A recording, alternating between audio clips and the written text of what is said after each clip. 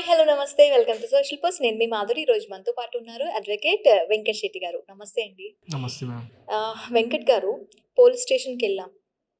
Police స్టేషన్‌లో response లేదు. Case కూడా సరిగ్గా ఫైల్ చేయట్లేదు అనేటప్పుడు నెక్స్ట్ మనం తీసుకోవాల్సిన యాక్షన్ ఎలా ఉండాలి అంటారు? ఎప్పుడైతే ఒక కేస్ అనేది మనం పోలీస్ స్టేషన్‌లో ఫైల్ చేస్తున్నప్పుడు, సో, దాన్ని ఏదైతే ఒక ప్రాపర్‌గా ఒక కంప్లెయింట్ రూపాన మనం ఫిల్ చేసి, మనం సబ్మిట్ చేసినప్పుడు కొన్ని సిట్యుయేషన్స్‌లో దాన్ని తీసుకొని ఇన్వెస్టిగేషన్ అనేది చేయడం జరుగుతూ ఉంటది. అండ్ కొన్ని సిట్యుయేషన్స్‌లో ప్రాపర్ ఇన్వెస్టిగేషన్ చేయకుండా, వీళ్ళు ఒకవేళ ఈ కంప్లెయింట్ పెట్టిన వాళ్ళు పదే పదే వాళ్ళ దగ్గరికి వెళ్ళడము, వెళ్ళిన తర్వాత వాళ్ళు ప్రాపర్ రెస్పాన్స్ ఇవ్వకుండా, నీ ఒక్క కేసే ఉందా నాకు, ఇంక వేరే కేసెస్ లేవా అనడం. కొన్ని సిట్యుయేషన్స్‌లో ఏంది అనంటే, ఔట్ ఆఫ్ ద పిఎస్ ఏంది అంటే కొన్ని కాంప్రమైజింగ్ కేసెస్ లేదు అనంటే వాళ్ళకి పైనుంచి ఏమన్నా ప్రెషర్ రావడం వల్ల ప్రాపర్‌గా దాన్ని ఇన్వెస్టిగేషన్ చేయని కేసులు కూడా చాలా ఉంటాయన్నమాట. సో, ఇట్లాంటి సిట్యుయేషన్స్‌లో ఏంది అనంటే, వాళ్ళు ఏదైతే ఆ ప్రెషర్ వల్ల గానీ, లేదు అనంటే వాళ్ళ లాభం కోసం గానీ చూసుకొని, వాళ్ళు దాన్ని ప్రాపర్ ఇన్వెస్టిగేషన్ చేయకుండా, లేదు అనంటే కేసే ఫైల్ చేయకుండా పక్కన పెడుతూ ఉంటారు. ఈలోపు వాడు తెలివిగా ఒకవేళ అవతలోడు గనుక తెలివిగల్లోడు అనుకోండి, వాడికి ఇన్ఫర్మేషన్ వచ్చింది అనంటే, వాడు నియర్ బై పిఎస్‌లో వీళ్ళ మీద కంప్లెయింట్ పెడితే, అది వీడు దాంట్లో అక్యూజ్డ్ అయిపోతాడు. వాడు కంప్లెయింట్ అయిపోతాడు. హ్మ్. ఇట్లాంటి ఏంది అనంటే రెగ్యులర్‌గా మనకు అయితూనే ఉన్నాయి. కొన్ని కొన్ని కేసెస్ ఏందంటే ఇది civil case, complete civil case. So, మేము పట్టించుకోమంటారు. హ్మ్. అండ్ అక్కడ ఏంది అనంటే ఔట్ ఆఫ్ ఏదో ఒకటి పాలిటిక్స్ ఏదో ఒకటి నడవడం వల్ల కానీ, లేదు అనంటే ఏమైనా ప్రెషర్స్ రావడం వల్ల కానీ, ఇట్లాంటిది మనం రెగ్యులర్ లైఫ్‌లో ఎవ్రీడే మనం చూస్తూనే ఉంటాం. అండ్ కొన్ని సార్లు మనం కేస్ ఫైల్ చేసిన తర్వాత ఎళ్తే మనల్ని తిట్టిన రోజులు కూడా ఉంటాయి స్టేషన్‌లో. బికాజ్ వాళ్ళ రైట్స్‌ని ఏదైతే మిస్‌యూజ్ చేసుకున్నాడు. అంటే హ్మ్. అందరూ అలా ఉంటారని నేను చెప్పట్లేదు. బట్ కొంతమంది. సో, ఇట్లాంటి సిట్యుయేషన్‌లో ఏంది అనంటే మనం ఒక కంప్లెయింట్ ఇచ్చినప్పుడు దాని అక్నాలెడ్జ్‌మెంట్ అనేది మనం తీసుకోవాలి. ఓకే. కొంతమంది ఏంది అనంటే అక్నాలెడ్జ్‌మెంట్ అనేది ఇవ్వమని, లేదు ఫోటోలు తీసుకోవడానికి కూడా ఛాన్స్ లేదు అని అంటారు. బికాజ్ ఇక్కడ అక్నాలెడ్జ్‌మెంట్ ఇవ్వడము అనేది వాళ్ళ రైట్స్ అనమాట. సో, అందుకనే మనకి ఏదైతే మన హైదరాబాద్ లాంటి ఏరియాస్‌లో కొన్ని పిఎస్‌లో ఏంది అనంటే, ఒక కంప్లెయింట్ అనేది మనం పెట్టంగానే ఒక ఒక ఐడీ అనేది మన మొబైల్‌కి రావడం జరుగుతూ ఉంటది. సో, హ్మ్. మన మొబైల్ నంబర్ ఎంటర్ చేసుకొని మన మొబైల్‌కి ఒక నంబర్ అనేది రావడం జరుగుతూ ఉంటది. సో, దాన్ని యూజ్ చేసుకోవచ్చు. అండ్ అది కూడా లేదు, అండ్ వాళ్ళని మనకు అడిగే కేపబిలిటీ లేదు. వాళ్ళు మన మీద సీరియస్ అయిపోతూ ఉంటారు. ఇవన్నీ ఎందుకు అనుకోని చాలామంది బ్యాక్ అయిపోతారు. అసలు ఫైల్ చేయడం ఎందుకులే, వాడికి ఎప్పుడో ఫైల్ చేసినా ఇప్పటిదాకా ప్రాపర్ ఇన్వెస్టిగేషన్ చేయట్లేదు. కేస్ కూడా ప్రాపర్‌గా చేసి ఎఫ్ఐఆర్ నంబర్ అడిగినా కూడా తిడుతున్నారు, అరుస్తున్నారు అని చెప్పి.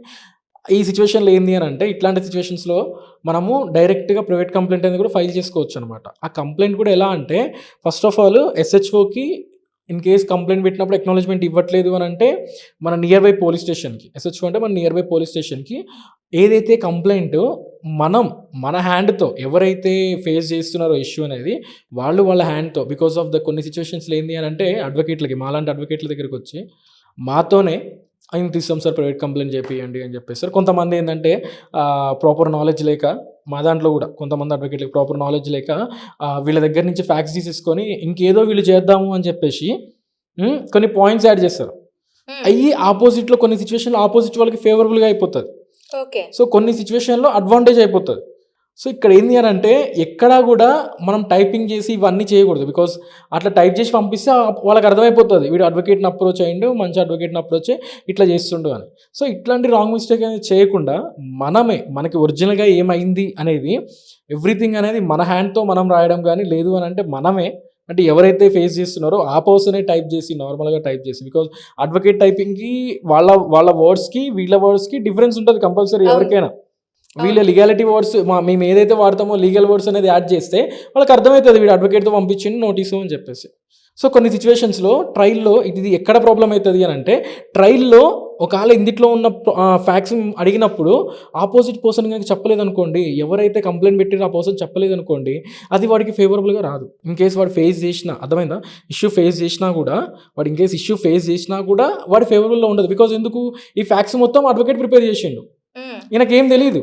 అవును. సో, అందుకని ఏం చేయాలి అనంటే నార్మల్‌గా ఇట్లాంటి ప్రైవేట్ కంప్లెయింట్ ఫైల్ చేసేటప్పుడు ఈయననే ఒరిజినల్‌గా ఏం జరిగింది అనేది కొంచెం ఓవర్ ఎక్సైట్‌మెంట్‌తో ఎక్కువ పాయింట్స్ అనేది రాసినా గూడా ఈయననే రాస్తాడు కాబట్టి సో, ఈయనకొక ఈయనకి ఐడియా క్లారిటీ ఉంటది. ఉంది. ఈయనకొక ఐడియా ఉంటది. యాహ్! అడ్వకేట్‌కి రాపిస్తే మాలాంటోళ్ళు మాకే ఐడియా ఉంటది. మేము ఎట్లా చేయాలో మేమే చేస్తాం. దాన్ని ఈయన చదవడం కూడా చదవడు. సర్లే అని చెప్పేసి పోస్ట్ చేపిచ్చేసుకుంటాడు.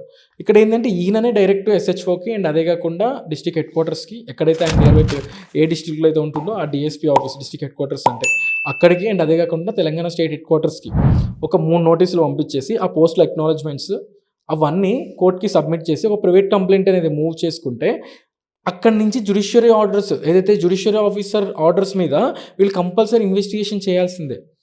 ఇట్లాంటి సిట్యుయేషన్స్‌లో గూడా వాళ్ళు ఏదైతే కొంచెం ఈ లోపల జరిగే వాటి వల్ల ఈ పోలీస్ వాళ్ళు కొన్ని సిట్యుయేషన్స్‌లో కొంతమంది, అందరు గాదు, కొంతమంది ఏం చేస్తారు అంటే వాళ్ళకి ఇన్ఫర్మేషన్ అనేది ఇచ్చినప్పుడు వాడు యాంటిసిపేటరీ బెయిల్‌కి ట్రై చేసుకుంటాడు. హ్మ్. సో, ఇక్కడ మోస్ట్ ఆఫ్ ద సిట్యుయేషన్స్‌లో ఏంది అనంటే, ఒకాళ గనక అక్కడ ఒరిజినల్‌గా ఏమన్నా గనక ఎక్కువ సివియర్ అఫెన్స్ ఉంది అనంటే కంపల్సరీ వాళ్ళకి యాంటిసిపేటరీ బెయిల్ రాదు. ఒకవేళ నిజంగా తను ఫ్రాడ్ చేసిందని గానీ, లేదు ఒక రేప్ కేస్ అయినా గానీ, లేదు ఒక పోక్సో యాక్ట్ కింద గానీ, లేదు ఒక ఎన్‌డీపీఎస్ మ్యాటర్ అయినా గానీ, ఇట్లాంటి సిట్యుయేషన్‌లో చాలామంది యాంటిసిపేటరీ బెయిల్ అని ట్రై చేస్తారు. సో, వాళ్ళకి యాంటిసిపేటరీ బెయిల్ అనేది రాదు. సో, వీళ్ళు చెప్పినంత మాత్రాన వాళ్ళు ట్రై చేసినా గూడా వాళ్ళ టైం వేస్ట్, మనీ వేస్ట్ అనమాట. సో, కంపల్సరీ ఆ సిట్యుయేషన్‌లో ఇన్వెస్టిగేషన్ ప్రాసెస్‌లో వాళ్ళు కోఆపరేట్ చేయాల్సిందే. వాళ్ళు కంపల్సరీ రిమాండ్‌కి తీసుకుంటారు. సో, ఇవన్నీ తెలియక చాలామంది ఏందంటే వీళ్ళు ప్రైవేట్ కంప్లెయింట్ ఫైల్ చేసి ఇన్వెస్టిగేషన్ కోసం అని మాట్లాడంగానే ఇక్కడ లోపల ఇన్ఫర్మేషన్ రావడం వల్ల వాళ్ళు ఏం చేసుకుంటారంటే యాంటిసిపేటరీ బెయిల్‌కి ఏసుకుంటారు. హ్మ్. సో, యాంటిసిపేటరీ బెయిల్ వస్తే ఓకే. ఇన్వెస్టిగేషన్‌కి అట్లైనా కూడా ఇన్వెస్టిగేషన్‌కి కోఆపరేట్ చేయాల్సిందే. ఇన్‌కేస్ యాంటిసిపేటరీ బెయిల్‌కి రాలేదు అనుకోండి, కంపల్సరీ రిమాండ్‌కి అనేది తీసుకుంటారు. రిమాండ్‌కి తీసుకోవడం జరుగుతది. దాని తర్వాత ఫర్దర్‌గా ఏమైతే ప్రొసీజర్ నడవాలో ఆ ప్రొసీజర్ అంతా నడుస్తూనే ఉంటదిక. ఓకే. అంటే ఇప్పుడు ఒకవేళ పోలీసులకు వెళ్ళేటప్పుడు వాళ్ళు ఖచ్చితంగా రెస్పాండ్ కాకపోతే లీగల్‌గా మనం వెళ్ళొచ్చంటారు.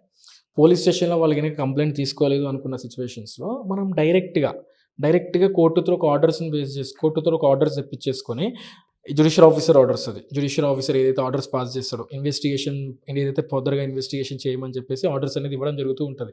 సో, ఆ సిట్యుయేషన్స్‌లో కంపల్సరీ వాళ్ళు ఇన్వెస్టిగేషన్ చేయాల్సిందే. సో, ఇట్లాంటి కేసెస్ ఎక్కువ ఎట్లాంటి కేసెస్‌లో అయిపోతాయి అంటే మోస్ట్ ఆఫ్ ద సిట్యుయేషన్స్‌లో కొన్ని రేప్ కేసెస్ అయిపోతాయి. అండ్ అదే కాకుండా ట్రెస్పాస్ రిలేటెడ్ కేసెస్.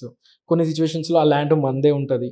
సో, అక్కడ ఏదైతే పొలిటికల్ ఎన్విరాన్మెంట్‌ల వల్ల గానీ, లేదు అనంటే అవతల బ్యాక్‌గ్రౌండ్ ఎక్కువ ఉండడం వల్ల గానీ, ఆ సిట్యుయేషన్స్‌లో ఎఫ్ఐఆర్ అనేది ఫైల్ చేసుకోకుండా, ఒక ప్రాపర్ ఇన్వెస్టిగేషన్ అనేది చేయకుండా ఉంటారు. ఏమన్నా అంటే ఇది సివిల్ మ్యాటర్, మీరేమన్నా ఉంటే కోర్ట్‌లో చూసుకోండి అని అంటారు. ఇక్కడ ఆల్రెడీ కొన్ని సిట్యుయేషన్స్‌లో కోర్ట్ ఆర్డర్స్ గూడా వస్తాయి. అయినా గూడా దాన్ని లెక్క చేయరు. ఆ సిట్యుయేషన్‌లో కంటెంప్ట్ ఆఫ్ కోర్ట్ కింద గూడా మనం కేస్ ఫైల్ చేసుకోవచ్చు.